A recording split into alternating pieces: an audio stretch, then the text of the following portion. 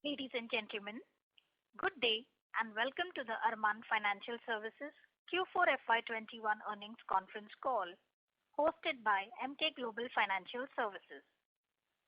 We have with us today Mr. Jayendra Patel, Vice Chairman and Managing Director, Mr. Alok Patel, Joint Managing Director, and Mr. Vivek Modi, Group CFO. As a reminder, all participant lines will be in the listen-only mode, and there will be an opportunity for you to ask questions after the presentation concludes. Should you need assistance during the conference call, please signal an operator by pressing star then 0 on your touchtone phone. Please note that this conference is being recorded. I now hand the conference over to Mr. Jignesh Yal from Emkay Global Financial Services. Thank you, and over to you, sir. Thank you, Malika, and good evening, everyone. On behalf of Emkay Global, I would like to thank the management of Arman Financial for allowing us this opportunity. And we have with us Mr. Jayendra Patel, Vice Chairman and MD, Mr. Alok Patel, who is Joint MD, and Mr. Vivek Modi, Group CFO. I'll hand it over to Mr. Alok Patel, Joint MD, for the opening remarks, and then we can go ahead for question and answer. Over to you, Alok. Thanks a lot, Jignesh, and hi and a very good evening to everybody. Thanks for taking the time out of your busy schedule to join us over this call to discuss our financial performance for the fourth quarter and the year ended March FY21. We have issued a detailed press release and an investor presentation for the past quarter. Hopefully all of you had a chance to review it. If any of you were watching the FM speech just a few minutes back, some big announcements for MFIs with regard to a credit guarantee schemes to the MFI customers.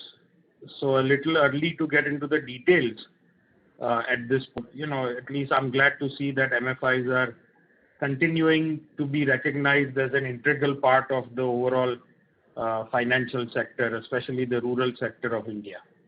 Anyway, to start, I hope that all of you and your loved ones are keeping safe and healthy and doing well during these unprecedented times. Despite FY21 starting off on a challenging note for the microfinance industry as a whole, due to the pandemic and subsequent lockdowns in the first half of FY21. The company's performance has been more resilient in the second half of FY21. In the final quarter of FY21, it seems repayments and disbursements were both edging towards normalcy. The company enjoyed adequate liquidity and a strong balance sheet position, which makes it well positioned and agile to achieve growth over the medium to long term. The demand from the market remains strong. We also welcome RBI's announcement to harmonize the regulatory framework for various regulated lenders in the microfinance space, which would stop the regulatory arbitrage amongst the non-NBFC MFI microfinance practitioners and create a more robust industry to prevent over-leveraging among the microfinance customers.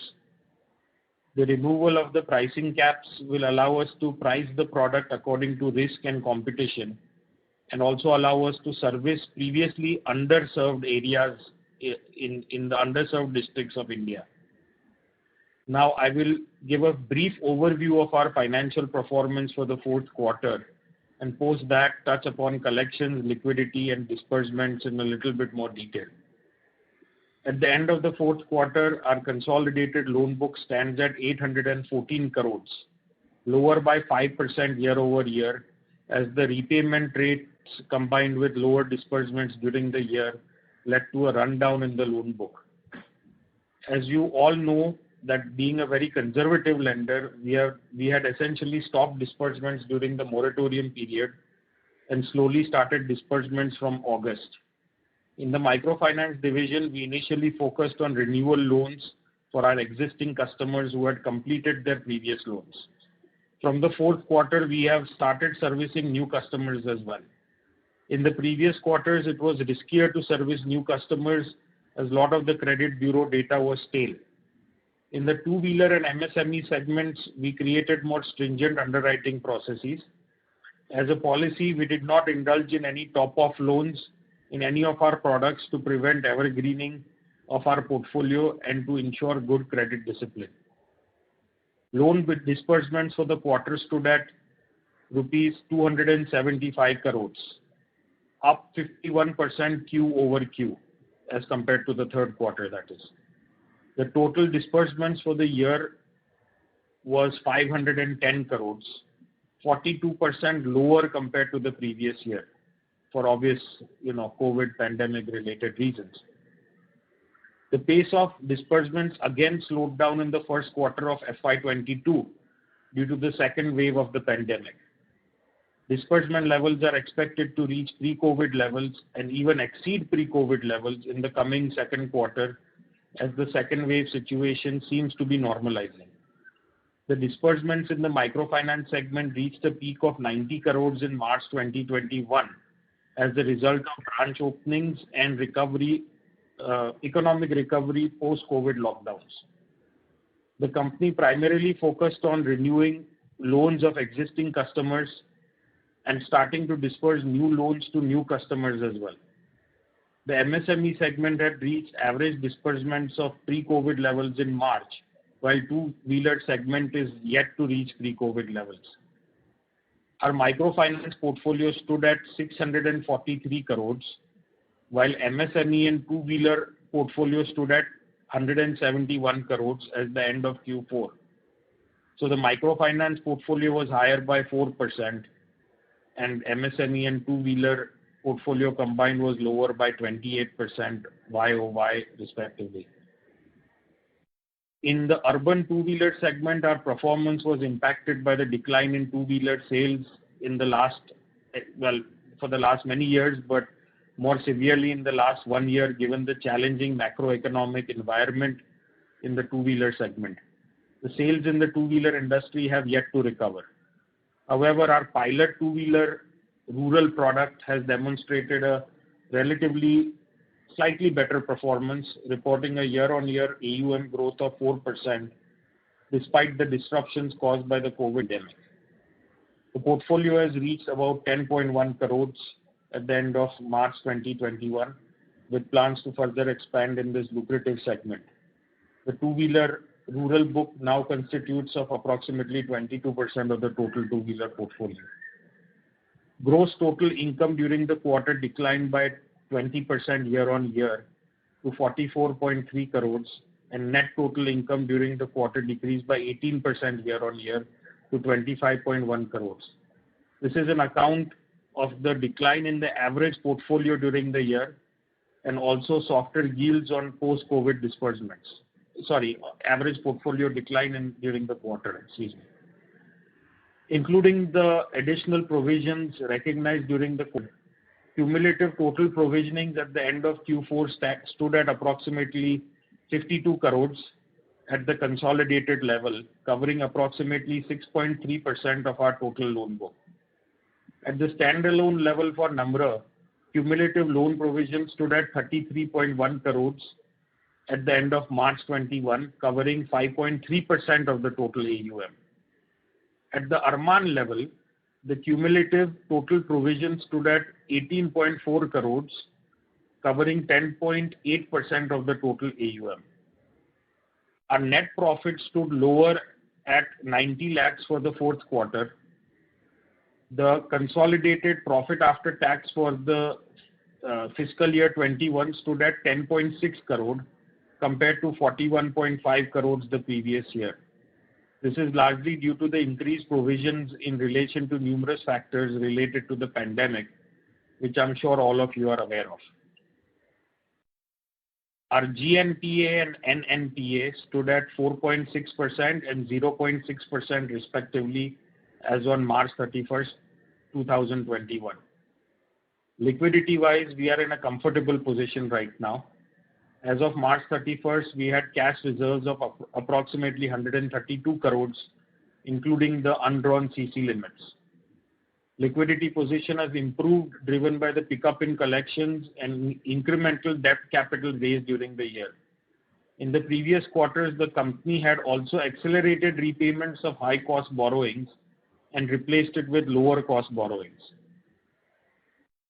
Now, to give a little bit more granular breakdown on the collections.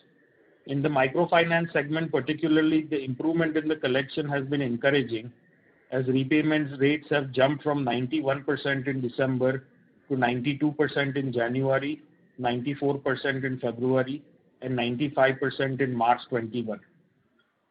However, due to the COVID second wave disruptions, the repayment rates fell to 87% in April and 75% in May 21. Repayment rates have bounced back quickly in June with easing of lockdown restrictions in most geographies. The collection efficiency in MSME and two-wheeler segment continued to be healthy at 94% in March 21. The sudden spread of the second wave of COVID-19 pandemic has again created a challenging operating environment for us. The collections experienced a temporary decline in Q1 FY22 on account of several intermittent lockdowns and restrictions being imposed across various states. The situation impacts the customers' ability to manage their activities as well as our ability to conduct meetings to recover our dues. Based on our month-to-date experience in June, the repayment rate seems to be recovering a lot faster compared to COVID 1.0 lockdowns. COVID 2.0 was unexpected and disappointing in many ways. It is with great sadness that I report that COVID 2.0 resulted in the death of 5 of our team members and untold numbers of family members of our staff. Overall, confirmed infections in our staff members was about 180 people, apart from, again, many hundreds of family members of our team that were impacted. In light of the human tragedy across India, it seems improper and even impolite to discuss the impact on the business. However, our business itself is very resilient. As I mentioned, the prepayment recovery has been very steep during June, and we expect it to reach manageable levels starting from July. Disbursements were negatively impacted during Q1 of FY22, and therefore the volumes will be lower than the approved business plan decided in March. It will be imperative to be extremely cautious in dispersing loans to customers with weak cash flows and having exposure to impacted sectors, which is not always easy to evaluate in the microfinance segment and relies greatly on the judgment of your ground level people. On the flip side, our confidence towards our customers who have managed to remain regular in their payments and have shown greater resilience to withstand downturns during both phases of the pandemic may be able to absorb higher exposures. Significant effort from MFIN has ensured MFIs to be listed as essential services in many states, which helped a great deal in many areas to continue our operations. This also reinforces recognition by the government on the importance of MFIs in enabling financial stability at the bottom of the pyramid. We shall closely evaluate the business impact of ongoing disruptions and derive our experience of FY21 to stabilize our business. We shall evaluate and support our borrowers using various measures available to us. Our strong balance sheet, adequate liquidity and capital, stable credit ratings, and strong relationship with our lenders should enable us to receive continued funding access over the coming months. Further, our demonstrated capability of managing asset quality stress, as witnessed multiple times in the past, backed by a resilient business model and coupled with highly experienced and stable management team, should give comfort and confidence to our lenders, investors, and various stakeholders. Finally, to conclude, I would like to express my gratitude to all our stakeholders for their continued support during these very difficult times, and a special note of appreciation for the company's field staff, many who juggled between infection risk and their duties.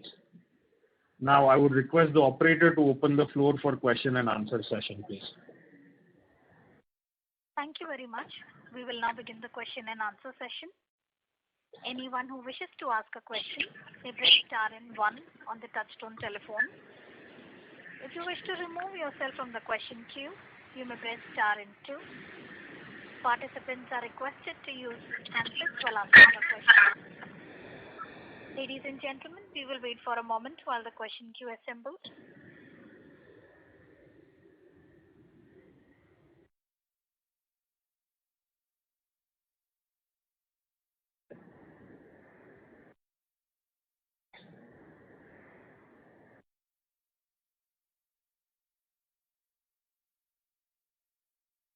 Participants, to ask a question, you may press star and 1 now.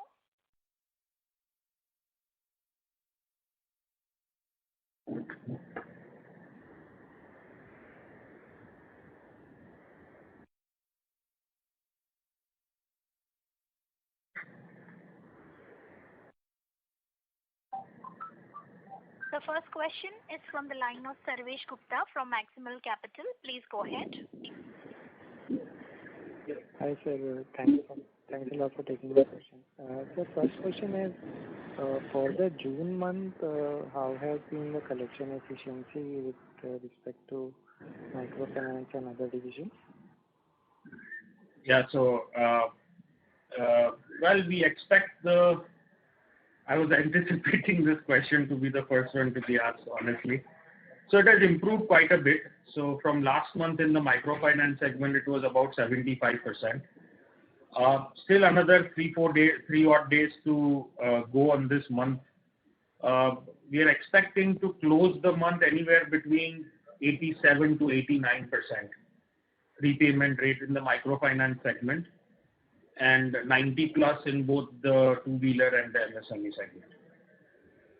So similar to May. And I mean, you said that you are expecting, July to be sort of a normal month. So you are expecting July to be similar to, let's say, a March month? It was similar to May, but it's not similar to May. Was only about 75%.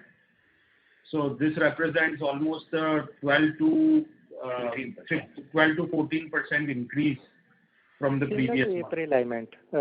You are expecting June to be similar to April, right? Percentage more than April, but yeah. So a quick, very, V-shaped curve as far as recovery is concerned. And frankly speaking, I don't think this time is as bad as last time, given the short nature of the lockdowns. And, it wasn't as stringent. It wasn't on a nationwide level. There were only certain areas that were more locked than others. For example, Maharashtra or Rajasthan. And that too, more so in some districts than others. Understood. And given the situation, sir, while we have saved a lot of money on the other expenses, so you would expect a lot of that to come back, right? We have saved a lot of money on other expenses, and we would. I'm not sure I understand your question. You would expect the cost of income to normalize for most of the part of this year compared to, let's say, in FY20? I mean, yes, that is at least generally the plan. Let us see how this year progresses. We made a lot of plans only to kind of have it go out of the window. So we had pretty large plans and detailed plans for FY22. And now it has, of course, we'll have to go back on the drawing board and work out what FY22 will look like. So, but in generally speaking, yes, we expect them to remain in comparison to FY20. Sir, on your two-wheeler financing book, can you split up the gross NPA for two-wheeler financing? And secondly, what is the expectation going forward? Are you seeing some better indicators on that front? So the NPAs in the two-wheeler group is slightly higher. So two-wheeler, Vivek, you have those figures, the two-wheeler NPA figures? Two-wheeler NPA is about 2.5%.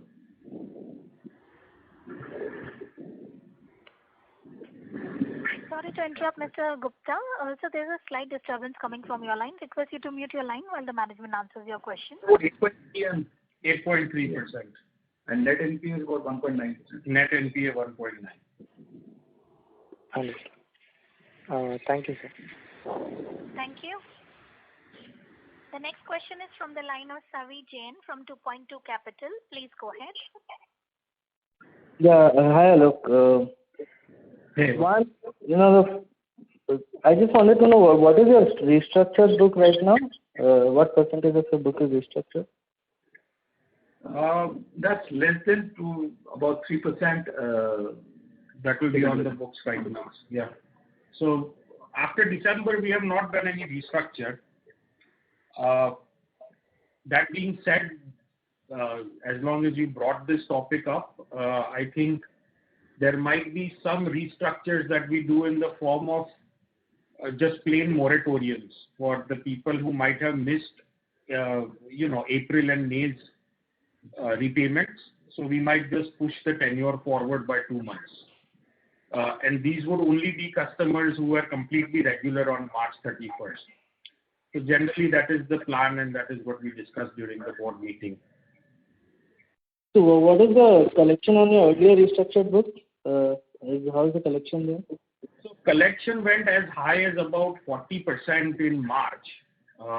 During May, that number came down to about 7% On the restructure. on the restructured. In June, I would have to look it up. To be honest, I don't have that on top of my head. Okay. So as far as the first wave goes, including provisioning and write-off, I think almost taken more than 9%.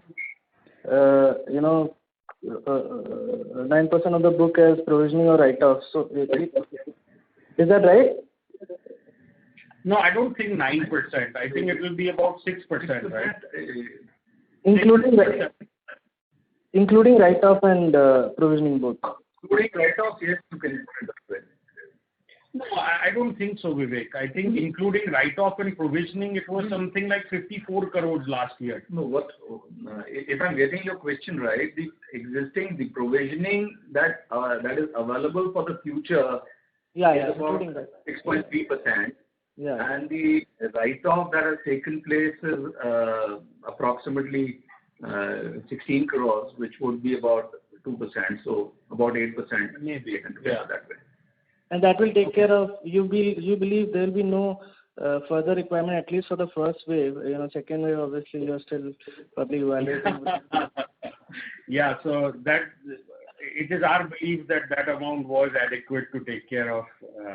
Yeah, because I think in the beginning of the wave, I think there was a lot of discussion about what will be the credit cost due to this event, and at least the industry, a lot of players were saying it will be less than demonetization, but it seems to be clearly significantly higher than demonetization, and even in your case, I think it is much higher.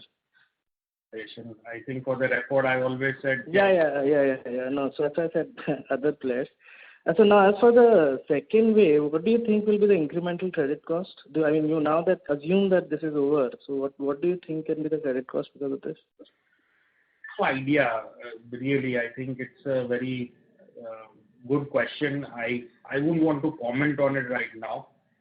Lot of the things we are seeing is that customers who were facing a problem during 1.0 and after a lot of struggle, we got them into some semblance of normalcy, where they were at least starting to make repayments. Now again, these guys have, probably most of them through no fault of their own, have slipped back into kind of, overdue. So how that will be managed, converting them again to having some kind of back into repayments, I would hope so. But really, there are too many variables and factors at play. I really won't be able to comment for at least another couple on what. Yeah, but just to get a sense of the magnitude, it will definitely be much lesser than the first phase, right? The credit cost. Yeah, definitely much lesser, because we are seeing is much better. Very surprisingly, as I said, we expect to end this month at about maybe 87, 88, maybe even if you are lucky, 89%. Very quick recovery. I think during COVID 1.0, when we payments in June, when the lockdowns were over, it started at about 60%, and then it took us it took almost 5 months to get it reach to 90%. Yeah. So this time, hopefully, the way things are, it never dipped to such low levels, and from May to June itself, it should be a good, almost a good U-turn. So I'm looking at the April-May numbers significantly better than the industry. Is that because Gujarat was probably much better placed this time around, or I was looking at other players' numbers, it's more in the range of 60-65% for the April and May. So I heard, I don't know which players you are referring to. I think most people were in the early to mid 70s as far as my market knowledge is concerned. But of course, I know and probably track this even more than I do as far as the competitors go. At least the unlisted players and people that I have a regular conversation with, they're probably slightly above average, but not by that big of a margin. Okay. And your disbursement, what is the status now? Have you resumed, or are you still waiting and watching how this will evolve? What is it? We are dispersing, but you see, there is a different form of strategies you have to use as far as disbursement goes during times like this. That way, you don't want to pressure your people. You don't want to give them large targets and things like that. As I said in my speech, it's very imperative that we, at least, microfinance, there is not a lot of paperwork available to formalize a system about cash flows and things like that. So I think it's very imperative that you don't push your people too hard, and you tell them, okay, you can do less business, but make sure whatever we are doing is of a higher quality. Emphasis on collection. Yeah. So much more emphasis on collections also is what we are telling our people, so that gives them a little less time for disbursement. That being said, we are expecting this month around a disbursement of maybe about 50 crores in the microfinance book, and maybe around 12 odd crores in the other books. So total 62 to 65 crores, somewhere around that neighborhood. Compared to March, that would be about 60-70%. So not too bad overall, but it'll take us maybe another month or 2 months to get back on March levels. Okay, but even if, obviously not many people expected the second wave to be of this intensity. So will you be now much more conservative, maybe expecting a third wave or something in your disbursement and growth? Well, I think we were already quite conservative to begin with, even post-COVID 1.0. I don't know how much room I have to be so even more so. Factors that I can create in underwriting that will, my would accept. The answer is, of course, yes and no. You want to keep your eyes and ears open.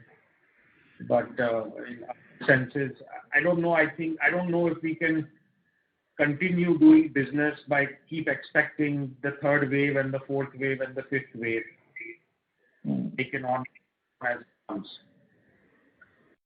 You mentioned in the presentation about the declining, you're replacing high cost liabilities with low cost. So what is your cost of funds right now? And also I wanted to understand the impact of this base rate reduction, that 2.75 times base. I think that is applicable now, and because of that, will your NIMs decline going forward? Obviously, with the harmonization guidelines, that will be taken care of, but that has still not been notified. So in the interim. Yeah, so I think if you notice in our presentation, they have already declined. Our average yields have also declined because of that 2.75%. The good part is that we have managed to offset it partially or mostly by reducing our cost of borrowing. So today the blended rate is about 12.25 all in as far as microfinance. So while we are probably not getting the full 10% margin, we'll be closer to about 9.5 or 9.25 or something. So not as bad as a lot of our competition because we have managed reducing the rates. But of course, once the rules harmonize, I think that will be some much needed breath of comfort to the entire segment, because all of a sudden it opens up the industry to price it according to risk and price the product according to competition, and really that's the way it should have functioned from the very start. So you started with the Malegaon Committee report almost 10 years ago in 2011, and everything kind of took a full circle back 10 years later. So very well. So when do you think this will come into effect? What is the timeline you think this will happen? No idea. RBI considered it? Yeah. Oh, 3 to 6 months. At a minimum. I have no idea. No idea, because I think there is no specific guidelines in terms of how fast would they want to turn around. But yes, for sure. So do you think the players will start again lending at, like you will start lending at 26, 27%, and make some really high names and ROEs thereafter, because to compensate for so many bad years that you've had in the last 5-6 years? Is that where the industry will move, at least on the NBFC MFI side? The overall expectation is that people will increase their rates to try and offset some of the losses during the COVID era, so to speak. I would hope that we don't go back to the pre-AP kind of situation where people are charging 30, 32 plus. That wouldn't happen. There is too much competition right now for that to happen. Earlier on, it was a different story where the industry was like 1/10 of its size right now. But anyway, let us see. I think there's a lot of things to consider. It's really now a microfinance 3.0. Okay. And I think lastly, I just wanted to know, I think you would have just emerged from the first wave, I'm sure, discussing already with funds for an equity raise, and then the second wave hit. So where are we on the fundraise? Are you again starting to starting dialogues, or what is the thought there? I would really probably wait till stable enough before going after equity. And right now we are quite comfortable with capital. The equity raise for most growth funding for FY22. Thanks to the second wave, let's see. I think not at least for 1 or 2 quarters. Okay. Yeah. Thank you. Yeah. Thank you. Thank you. The next question is from the line of V. Srinath from Bellwether Capital. Please go ahead. Hi, Alok. The MSME business had a very good showing in wave 2 also on collection. So just wanted to kind of understand where we stand on this business. There is significant amount of rejection rates, and it's a kind of labor-heavy model. But given the fact that it continues to show significant better performance, are we kind of looking to scale this to that kind of 50-60 crore disbursement per quarter over this year or next year? Just wanted your views on this. And the last time around, Gujarat had that little better performance, but this time the wave 2 seemed to hit most of the western states quite similarly. So would it be fair to say that assessing income is actually showing a better asset quality performance? Yes, I think if you kind of,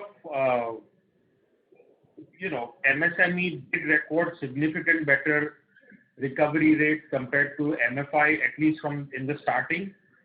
then it somewhat stabilized faster while the MFI repayments were continuing to increase. I believe in March, MFI repayment rates crossed MSME repayment rates. But that being said, I think if you compare it from a geographical sense, the difference slightly becomes lower in that case, because MSME was primarily in Gujarat. And if you compare Gujarat MFI versus Gujarat MSME, it was slightly better, but you won't see that significant difference. Now, as far as the growth side in MSME is concerned, I think I've said this, that it takes a special kind of customer. It takes to find a special kind of customer for the MSME, and therefore growth is not as easy, I guess, or I don't want to call it easy, but not as difficult as it is in the microfinance segment. But we are still committed to it. I think we have seen. I always said I was waiting for one downturn to come before I really expand on this segment. And there were plans to expand into Rajasthan and further expand into MP during FY22. The second wave put a hold on those branch openings, but we have a target to maybe open about 20 to 22 odd branches in the current fiscal year in MSME. So yes, I think we should continue the growth in the MSME segment. And in the long run, I think even if you look at the new RBI white paper that I was discussing, nowhere in the entire document is the term group loan mentioned, So overall, I think the microfinance segment in the long run is moving towards the more individual side loans rather than the group loans. And that's exactly what we are doing in the MSME. So we are a little bit ahead of than most people there. And we should be able to turn that into our advantage. So the MFI, individual product would be very similar to the MSME product per se, as in when you kind of disintermediate these groups over a period of time, would we kind of do this kind of cash flow analysis? Yeah. So that is the plan. Sorry to interrupt, Mr. Srinath. So there's a disturbance coming from your line while you're speaking. I request you to mute your phone now. Yeah, that is, Shreya, that is the plan overall, that as time goes on, you'll have to rely more on technology and more on, while microfinance, the JLG model, you could have relied on the group loan and you could have relied on the smaller size to sort of offset your risk. Now, you will have to actually go on the ground level and develop some mechanism to evaluate the customers. And with this new guidelines, the FOIR rule has come up, so you can only give them 50% of their overall monthly income, the household income. Their EMI should not be more than 50% of that. So now they have all put the onus on the boards of the companies to develop strategies for assessing their income level, the household income level. So I think over the next couple of years, there's going to be a lot of changes, a lot of innovation, and a lot of exciting new things coming. If it wasn't for COVID, I think... Have you been able to run some sort of pilot in, could you share some insights on that? We have already started the pilot in the microfinance side. I think we already have some 44 odd customers and probably going to increase that by another 100 customers this month. And the idea is in that case is we are trying a cashless model of collections. We are still using the income assessments, but for the customers who have been with us for 3 or 4 cycles, at least for the last 5 to 6 years, if they have matured enough to a point where we can assess their incomes a little bit better or at least estimate their income similar to what we are doing for MSME, and if they are in an industry that we understand well, then we are dispersing money on an individual basis, on a pilot basis through our MFI segment alone. We are attempting that we recover the money, at least majority of it, through cashless models. So right now we are doing e-NACH,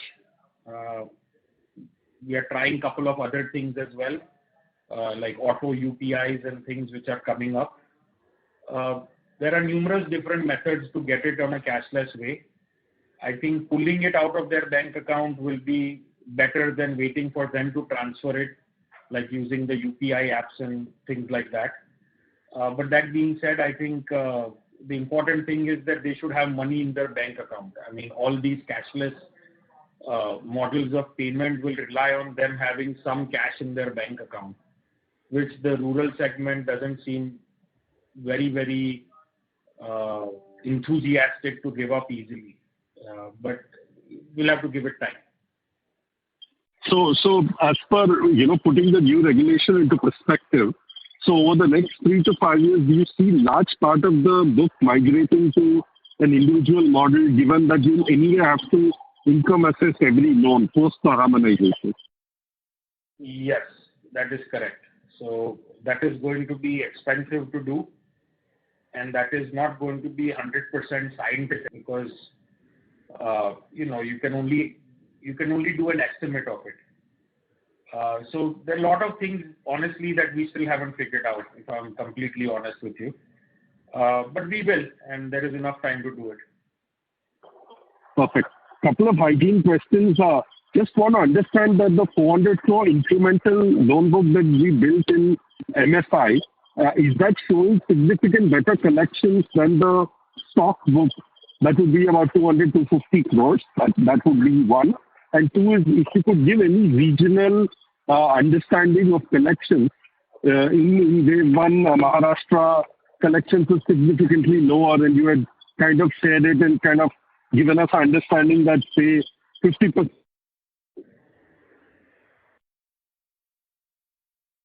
Hello? Mr. Srinath, your voice is not audible, sir. Incremental loan book. Yeah. Hello. Yeah. On the incremental loan book, how has collections been? Thank you. So, okay. So on the incremental loan book, they dropped down to, or they were at about 99.8587 in March. So they were performing extremely well. I mean, to that extent, probably better than the pre-COVID scenario. Much better than the pre-COVID scenario also. I think in the month of May, they dropped down to 90%. Right. And that was solely because most of them we could not collect it. Right. This month has increased again. The last I checked was about a week ago, and I think that was at about 94% level. Hopefully by the end of the month, we should be back to at least a 98 plus kind of a method in those loans. But I would have to really check the status of those loans, what happened in the last 1 week. Perfect. So largely the stress is in the stock book and not in the incremental loan book. Is that a fair assessment? It's a fair assessment. As I told a previous participant also, that people who are already facing problems during post-COVID 1.0, and we had finally got them from got their repayment levels high enough where the repayment rate was 95. Those guys have slipped back. So how long it will take them to take them back up, that remains to be seen. Alok, thanks for hand-holding in such difficult times and answering all the questions. Thanks a lot. I'll get back to you. Thank you. Thank you. The next question is from the line of Balkrishna Vagasia from Accent Investments. Please go ahead. Good evening, sir. I have a couple of questions. Sir, do you think that your current high interest rate in MSME segment can damage or dampen your long-term growth approach or long-term plan? I mean, they are significantly higher than your peers, right? Well, I don't think in the MSME segment we have a lot of peers, but whichever one we do, our pricing is somewhat similar. Overall, our customers are not very, very price sensitive. But if you look at the last quarter yields also, I think we have reduced the rates in the MSME side. As we have reduced our cost of borrowing, we have passed that along to some of our customers. reducing rates further is not so much of an issue. As I mentioned, on a pre-COVID level, that was our highest ROA product, and we were very conservative as far as pricing this product for the risk involved or so-called additional risk that we thought we would have to bear. And now on a post-COVID scenario, it's offsetting previous losses faster than, let's say, MFI book. But if it's competition that is, reducing our growth, I really don't have much of a problem of reducing the MSME rates if it ever needs to be reduced. So, on a clarification note, so are you saying that since this particular segment or ground where you are lending MSME loans, you don't have much competition, so you are trying to reap the benefit considering credit risk as well as limited competition? It's a free enterprise system that we have accepted, sir. If the market demands that we reduce the rate, we will definitely be the first one to reduce the rate. But the thing has not reached at that level or that point, so we have to look at that level. Whatever that we decide, whatever the quantum that we have decided, we are in a position to disperse as far as MSME is concerned. And my collection record is also good in MSME, so it's not something that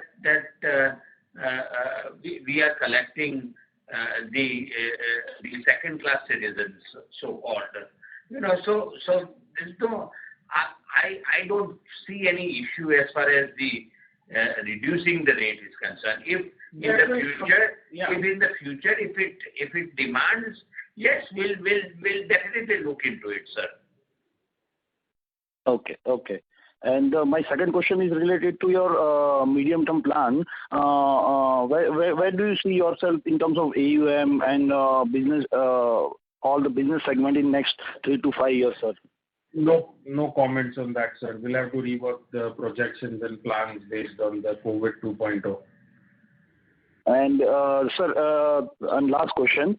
In the long term, do you see would you like to unlock the value of number of finance by listing it? No, we have no plans to dilute at a number level. So for the foreseeable future, Namra Finance will remain a wholly owned subsidiary of Arman. And that way it provides the most amount of value and transparency for all of our products, or for both the companies rather. So right now it's a wholly complete pass-through entity, and I think it will just confuse the valuations of both companies if you dilute at the subsidiary level. The entire purpose of creating Namra as a subsidiary was not for any business reason. It was purely for a regulatory perspective. Because RBI came up with a rule that said that if you want to do microfinance, then 85% of the assets have to be in the nature of qualifying microfinance assets. So we were essentially forced to demerge it into a wholly owned sub. Otherwise, there was no other good reason to do it. All right. Thank you, sir. And best of luck. Thank you. Thank you. The next question is from the line of Shrishti Jagati from Emkay Global Financial Services. Please go ahead. Hello, good evening, sir. Congratulations on good set of numbers. I am sorry, it is a data keeping question. Can I get the disbursement numbers for April, May, and June? Last 3 months. Okay, so April month we did microfinance 38 crores. I think we did MSME about 40 and about 42 crores on a consolidated basis was in April. During the month of May, we did about 20 crores. Shade less than 20 crores. And during the month of June, as I said, we are expecting to do somewhere maybe about 62 crores. All right. Okay, that is one. And sir, just one more question. When you mentioned that you're renewing loans for the existing customers, so is there have these customers fully repaid their previous loans, or have they seen any foreclosure of loans as well? No. So our condition itself is that they should have a clean credit history. Now they could have been late during. Let's talk. I think she's talking about the renewal loan. So renewal would be our own customers. That gives us a lot of comfort, and they would have to be completely clean on our books to be eligible. So I guess there are no top-off loans or anything like that, or no evergreenings, or so they would have to be completely clean. As far as the other customers are concerned, see, there are a lot of customers that had overdues starting in August or in September, or even in October. If the customers had a past overdue, but they have settled that overdue and that customer is clean, so to speak, today, on a case-to-case basis, we will approve that loan, depending on our credit evaluation of the customer. Yes. But it's important to have any overdue amounts as of today. Okay, sir. Thank you, sir. That answers my question. Thank you, and all the best. Thank you. The next question is from the line of Avadhoot Joshi from Newberry Capital. Please go ahead. Hi, good evening. Thanks for the opportunity. I would like to know which states were affected much more in wave 2, because as I remember in wave 1 Maharashtra was much affected, and it has been reflected if I refer to the slide number 35 of the presentation. Our MFI AUM mix has declined in Maharashtra from 21% to 18%. So I would like to know whether it was a conscious decision and what we are going to do in further, depending upon the repayment rates we have in different states. Thank you. No, it was definitely a conscious decision. During COVID 2.0, I think your first question was which states were more impacted. Right. During COVID 1.0, I think Maharashtra was probably one of the worst impacted. And by impact, I think, I don't know the COVID figures, but at least from a repayment standpoint, based on lockdowns and other factors, the repayments were mostly impacted. I don't want to comment on whether they were facing more COVID cases or less, or more deaths or less deaths. To be honest, I don't even know or remember that data. During COVID 2.0, I think one of the most stringent lockdowns was probably in Rajasthan, followed by Madhya Pradesh. Certain districts of Madhya Pradesh, and certain districts of Maharashtra. Now, I think Maharashtra has been in and out of lockdowns for so long that both my staff and the customers are fairly used to it now, wherein kind of life goes on. But yeah, I think that answers. I think Rajasthan was going okay for a while, and then they had a very stringent lockdown starting from the 8th of May. The 8th of April, literally from April. 8th of April, May. Yeah, sorry. 8th of April. So from literally for 60 days, Rajasthan was probably on one of these most stringent lockdowns in the last 15 months, which the state has seen.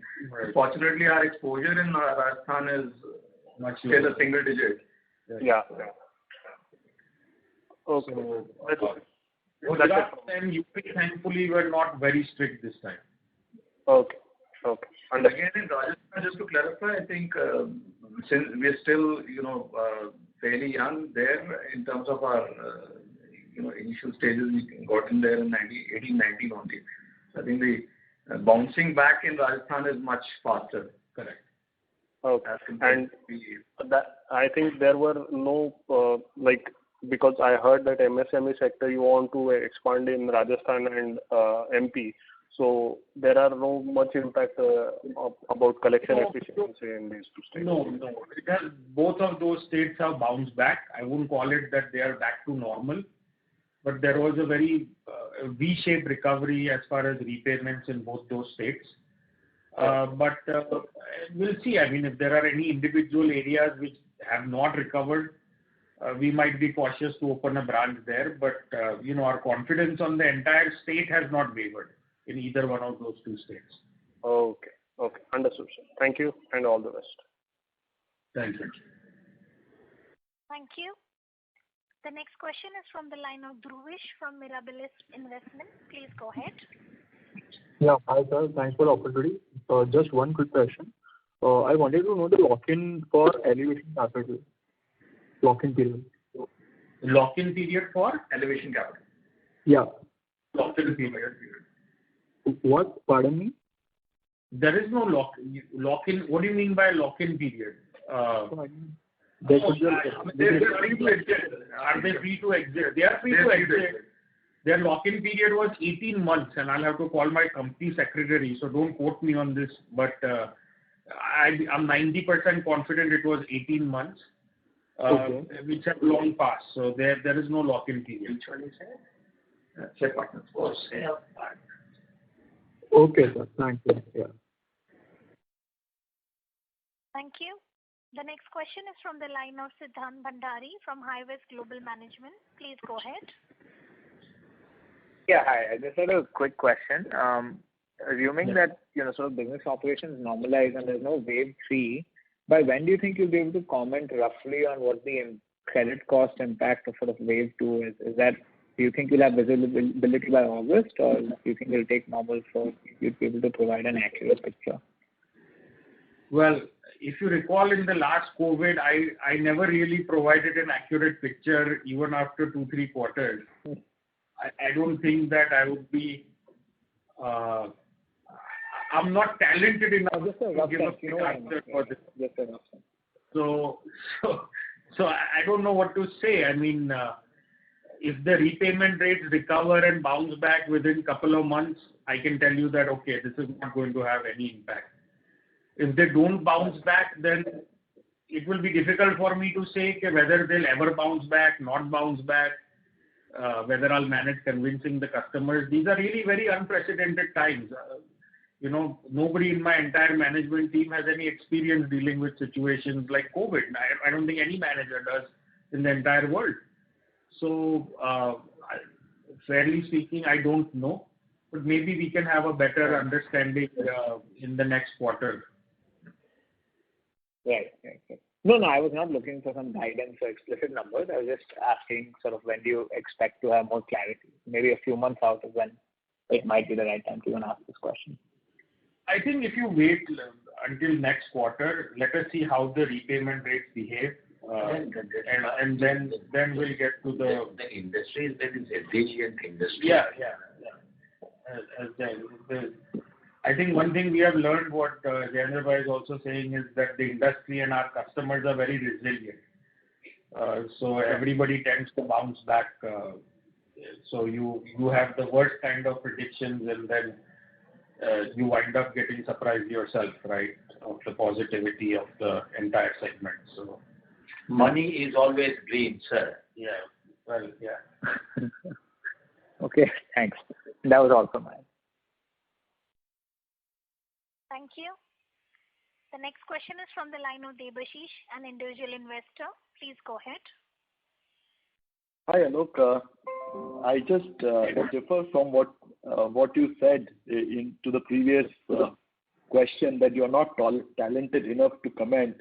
I personally feel you and Jayendra Bhai are feet on ground people, and your projections are far better than the industry.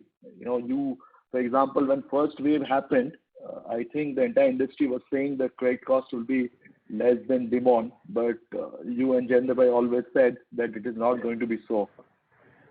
So this is difficult time for MFI industry and for you. And I'm sure this is very frustrating with all these lockdowns, start, stop. In spite of that, March collection was very good. So from that perspective, 94% is good. One of the best in the industry. And now again, second wave have hit. So when you feel we'll be back to that 94-95%, is July a fair assumption, or it will take more time than that? No, I think it will take probably a couple of months. Maybe August, roughly speaking. It's from my. Well, anyway, thank you for your compliment. And to be fair to others, I don't think anybody expected loan or loan losses to be less than demon, but sometimes what you say is different than what you think. So anyway, but I don't know. Normally speaking, what tends to happen is that when the recovery starts, the first few months there is very quick, and then the last percent or two you have to struggle month by month. Like even if you look at, let's say, January, February, March, to get it from I think 92 or 93% in January to 95 in March, that was only 2% increase. So the change, the amount of change that you can create in terms of percentage basis will keep on becoming difficult as we go into the. So right now you target the lowest hanging fruits, right? The people who have no intention not to pay, but you couldn't reach their house. So those are the easiest ones. Then the ones are slightly less impacted by the overall. And then the last stage will be people whose incomes had been completely disrupted during 1.0, 2.0, everything. And you keep in touch with them, you follow up with them, you sympathize with them, you do whatever it takes and get them to start paying. This is just the nature of the beast. It's just you constantly have to follow up with the customers. And that's all we can do in these cases, right? I mean, this is microfinance. There is no collateral or there is no vehicles to repossess or anything like that. So, Alok, this from 2016, something or the other keeps happening. It was demon, then IL&FS crisis, then COVID 1.0, 2.0, then there are natural calamities which keeps on happening in different geographies with respect to flood or otherwise. Then there is government intervention which keeps happening, which spoils the credit discipline of a particular state.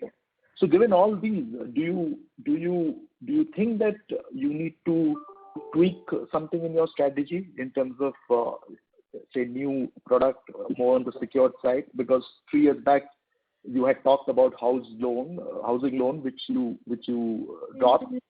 You were trying to prototype that, or in terms of penetration strategy with respect to geography. Do you think you need to think through some tweak in strategy? No, I mean I do agree with you, Devashish, that we've had our fair share of unexpected calamities in the form of demon and COVID both, and that too in a back-to-back system. Two things that is exclusive to the microfinance industry. I think barring maybe 10% of the industries, probably 90% of the industries face some problem or another during demonetization and COVID. As far as natural disasters, if you are large enough and spread over a large enough geography, natural disasters kind of happen all the time. There's always too much rain or too little rain somewhere or another that we operate even during the best years. And we were more than capable of dealing with it because it was isolated in certain branches or in certain districts. It was never a nationwide thing, So having those kinds of things are really priced into our product only, that every once in a while there'll be some natural disaster or another in some isolated area. Now, as far as government intervention goes, it's a two-edged sword, right? I mean, there are good interventions and bad interventions. We've had our fair share of good interventions in the past few months. Assam was going to kind of blow out and there was a positive news there. Of course, we are not in Assam, so it doesn't impact us. But at least for the Assam players, it was good news. This new RBI white paper that has come out is very good news, I think. I think it will be a game changer for the industry as a whole. I was mentioning in my comments that the finance minister just made a credit guarantee scheme announcements exclusively for the NBFC MFIs. So all in all, I think it's a two-edged sword. Overall, as far as the central government is concerned and most of the state governments, I don't foresee much of an issue because while there was during AP crisis, I think most of the people understand that we are an integral part of the overall lending business, overall financial inclusion business. And now you find local level corporators and those kinds of guys creating issues all the time. But again, these are isolated incidences on a normal year. But yeah, I guess that sword always remains hanging, that if there is something very serious passed in terms of regulation from the central government, that could have a very material negative impact on us. But that's just, I don't know exactly how to offset that risk. That can happen in any industry, right? Even in a gold loan, they can be like, well, you can't charge more than a certain amount of interest. That could happen to any industry. My last question, Alok, is, given, it's very difficult to get a sector and company consistently delivering 25-30% ROE, okay, and there's a huge headroom for growth. You have been delivering 25-30% ROE for very long, period consistently, and there's a headroom of growth where you're not penetrated in most of the states.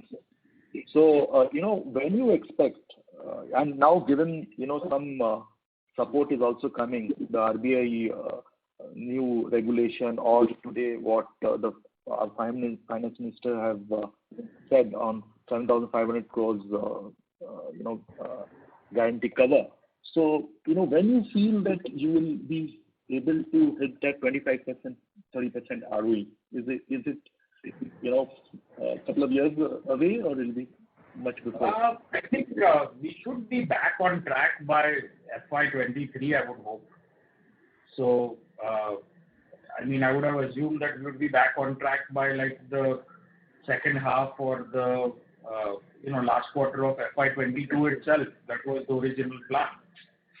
Now with COVID 2.0, I'm not exactly sure. But definitely by FY23, I don't expect this to be like a huge disaster. And now that we've gone through COVID 1.0, we kind of know what to expect, right? Earlier, the expectation was very nerve-wracking because, you didn't know what to expect. But today we have a better idea of what to do exactly, and if certain customers in certain areas are behaving in such a way, what exactly worked last time, didn't work last time. So we have a lot of knowledge at our disposal. Now, as far as our ROEs and things are concerned, we've had our fair share of good years, and we've had a fair share of bad years as well. Luckily, none of them were, I would like to think, were our fault. But then again, that's anybody's opinion, I guess. So I'm not exactly sure how to answer it, Devashish. It's very easy to get impatient in this business. I think we experienced some level of impatience last year, and we had pretty solid targets set for FY22. In relation to that, we opened up some 20-odd branches in microfinance in March month alone. I think we were planning to disperse somewhere between about 1,200 crore of disbursements is what we were planning in microfinance alone. So, but best laid plans are always sometimes don't work out, and nobody expected COVID 1.0, nobody expected COVID 2.0, and now everybody's expecting 3.0 and hope it never happens. Just to add to what Alok has said, the uncertainties around this make it even, difficult to immediately kind of commit to the original plan. Because let's say if you have a setback because of your own faults or something going wrong, then maybe you can course correct. Yeah. Here there's nothing that has gone wrong in terms of how we could foresee the future without a COVID 2.0. So we'll have to kind of, as Alok used, patience is the key word here. If I could add a few lines because of my age, would be this, that one thing that you remains committed is not because of these natural disasters and the government poking their noses into it, but because of the trust that you can repose in this kind of people, that I have dealt with billionaires and I have dealt with so many HNIs, but these are the people that I deal with. These are the people who has taken money from you and they believe in paying you back. Now, COVID 1.0 or 2.0, yes, they might put you a few months behind, but their intentions are not bad, and that's what keeps you going. These people they believe कि मैंने पैसा लिया है तो मेरे को पैसा देना पड़ेगा. That's all there is to it, you know. Yeah, and that's well said. I think most of these people are not willful defaulters. They have genuine issues, and you know, it sucks that they're not repaying you back, but at least you can sympathize with them. And as a business owner and people who deals with the bottom of the pyramid, I think it's very important to maintain that trust and that sympathy towards them, you know, rather than making it all about dollars and cents. And along with what he said, you know, if you are driving a car impatient to reach your destination, but you are driving in a fog right now, and it's always dangerous to accelerate. I mean, there might not be a truck in front of you, but there might be, and so you want to take that risk. I, for one, don't want to. So let's go a little slow. I think in the grand scheme of things, a few quarters here and there don't matter too much. That's true. Thank you and all the best, Alok. Thank you. Thank you. The last question is from the line of Parth from Prudent Broking Service. Please go ahead. Hi, sir. Sir, I wanted to understand the MSME vertical a bit better. So I had 3 questions on this part. Now, what's the difference between a microfinance and an MSME client? Second being, what's the difference in credit appraisal process between a microfinance and MSME client? And third, what are the rejection rates in this vertical? Thank you. So the first question is, so typically speaking, microfinance loans are low in ticket. They are backed by joint liability. You know, usually speaking, in microfinance, you are lending to a woman borrower to supplement the household income. So in the MSME segment, usually it can be male or female. There is no joint liability. And the ticket sizes are slightly higher than microfinance, but not by a huge margin. However, they are still not large enough to have it be secured. And primarily speaking, these guys are involved in whatever activity we are lending them money for. That's usually their full-time job or their primary source of revenue. Yeah, so in our case, our MSME loans range from like 50,000 to about 2 lakhs. Average is only about 70,000.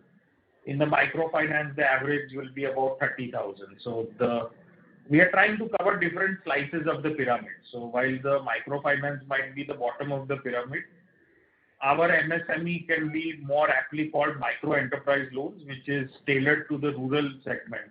And that is supposedly one step above the very bottom of the pyramid. As far as the credit appraisal, I think we are at about 20 minutes over. Maybe you can call the investor relation people because this will take a little bit longer to explain the differences. The rejection rates have varied very significantly pre and post-COVID. I think overall, on a pre-COVID level, the microfinance rejection rates are about 40 to 50%. Right now, they're about 65%.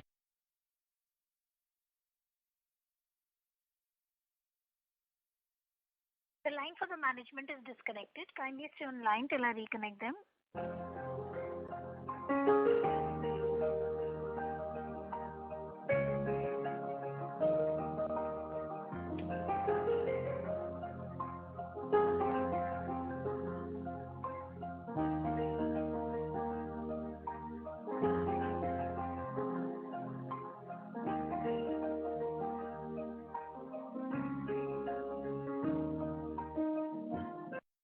Ladies and gentlemen, we have the management line reconnected to the call. Thank you, and over to you, sir. Apologize, everyone. I think we got disconnected. As I was saying, the rejection rate varies widely. Currently speaking, the rejection rates are very high. Microfinance, they are close to about 65%, and in the MSME side, it is about 70 to 75%. Because a lot of rejections are happening due to the credit bureaus, customers showing as overdue, etc. So I think we have time maybe for one more question, and then unfortunately I have to be someplace. All of us have to. Okay, sir. Thank you. Yeah. Ladies and gentlemen, this was the last question for today. I would now like to hand the conference over to the management for closing comments. I think I keep forgetting to write closing comments, but thanks everyone for joining. Take care of yourselves, and we'll see you, I guess, this time a lot sooner, because this time it got delayed by a month. Yeah, this time it got delayed by a month. But thanks everyone for your participation, and apologies that this ran a little bit longer. If anybody has a serious question, they can call directly. Yeah, I think we have investor relation people. Their contact information is in our press releases and stuff. You can always shoot them a question, and one of our team members will be happy to answer it. Thank you, guys. Thank you. On behalf of Emkay Global Financial Services, that concludes this conference. Thank you for joining us, and you may now disconnect your lines.